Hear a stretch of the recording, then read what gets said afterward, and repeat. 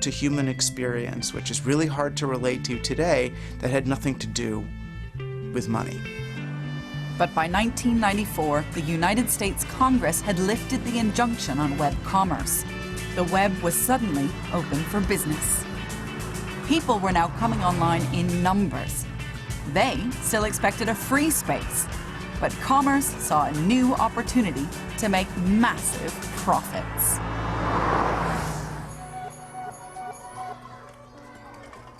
While the early web was rooted in academia and the counterculture of California, the web's first great commercial venture had its roots in New York, with the dream of a whole new interactive relationship with customers.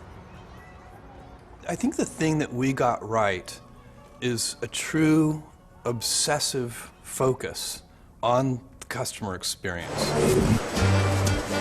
Amazon has become the world's most popular online retailer.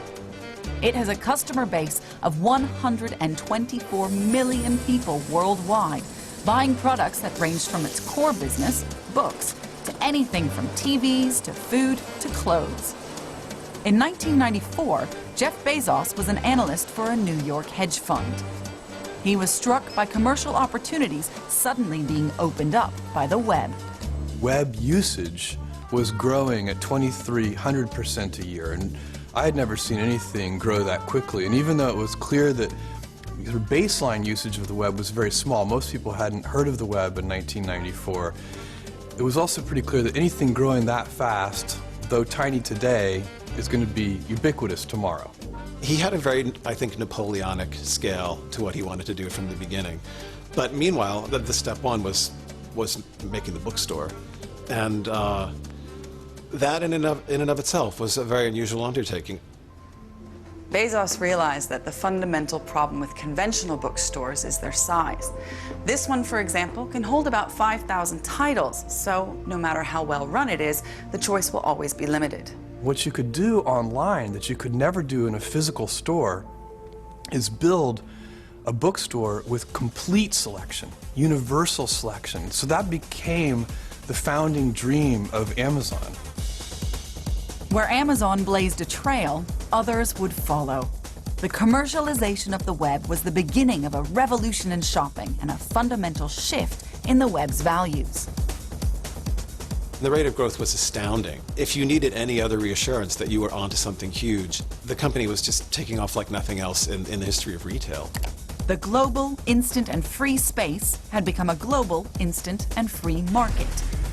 All around the world, entrepreneurs seized upon a way of making a killing. We were reinventing our entrepreneurialism, our kind of creativity. And maybe there was a sense that some of the older industries were changing. This was a time when youth and vibrancy and dynamism were going to be celebrated in this country in a kind of US-style way. This was a very exciting time. I think sort of excitement was justified. Between 1995 and 2000, over 20 million .com names were registered. In a very few short years, we've got to the spectacle of billionaire teenagers with barely descended testicles spraying the stock exchange. Who can say what the e-world will be like in another 5 years? There's optimism that always attends such a bright new technology and the future that it seems to beckon. Didn't last long. It didn't last long with me, not because I'm cynical, I think, but because history has given us enough examples.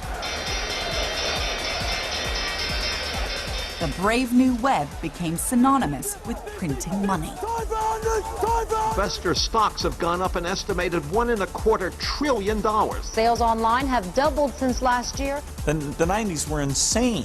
You were having just buckets of money poured over your head. In recent weeks, all the stock indexes have rallied to new records, led by the incredible surging internet stocks. How hot is NASDAQ right now? Smoking. Red hot. America Online, the auction site eBay, and the book dealer Amazon, all up more than 40% in December alone. The internet has become the center of the technology universe. The internet is being viewed, rightly or wrongly, as the next industrial revolution. So much money sloshing around and people getting crazy valuations for their businesses. Every experiment got tried. Every experiment got funded, including the things that didn't make any sense.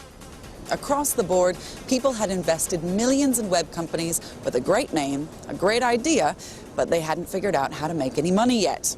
Apparently that could be fixed later. It was a recipe for financial carnage. In early 2000, the NASDAQ lost a quarter of its value. Half of the dot-coms were simply obliterated in the bust that followed. Some $3.5 billion in paper wealth vanished in a year. In the froth of speculation, investors had lost sight of the risks they were taking with no certain prospect of a return. I think that people got overexcited and believed that the web was creating a completely new way of doing business because it was. And in many ways, it was totally disrupting existing business models. I think that people then thought any old business might work, which was kind of the logic that perhaps was flawed. People got confused and thought that, oh, if you had a lot of web traffic, that must be incredible. No, building a lot of branches, that's more of a unique asset that somebody else can't duplicate. Building a website, was a kind of overnight thing. And so most of those companies weren't adding that much value. They just hoped that somebody who knew what they were doing would buy them, or somehow their scale would allow them to luck onto a business model. And yet, the dot-com boom had drawn millions of new users onto the web and made it mainstream. And companies had learned the lesson that it simply wasn't enough to create online versions of traditional shops.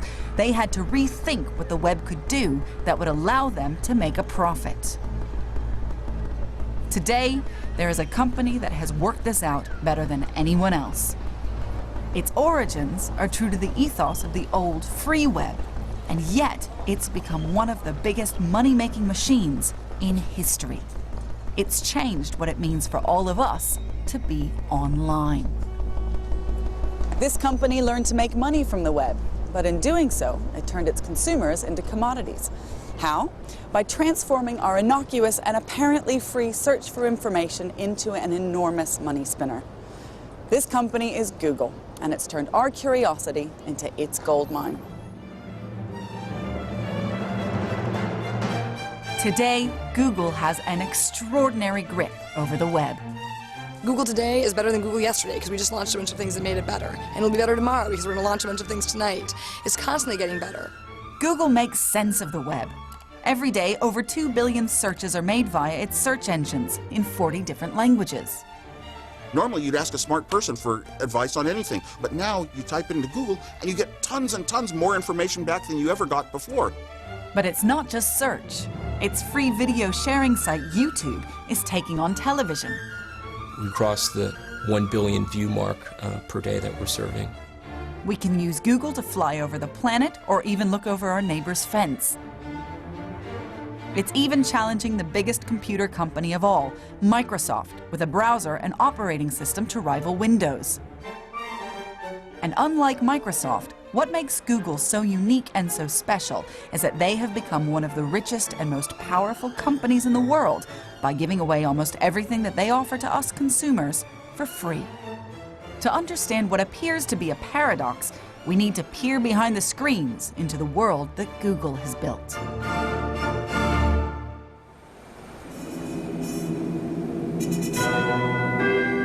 This is the beating heart of Google. At data centers like this, Google stores information about the web and what we search for. In the last quarter of 2009, Google made over $200 every second from the transactions that passed through data centers like this. Its net profits for the year was $6.5 billion. And that money comes from advertising, tailored around information that we give Google. Every time we use Google, we help them make money.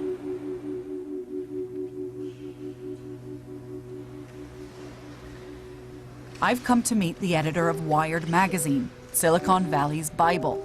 He's charted the rise and rise of Google.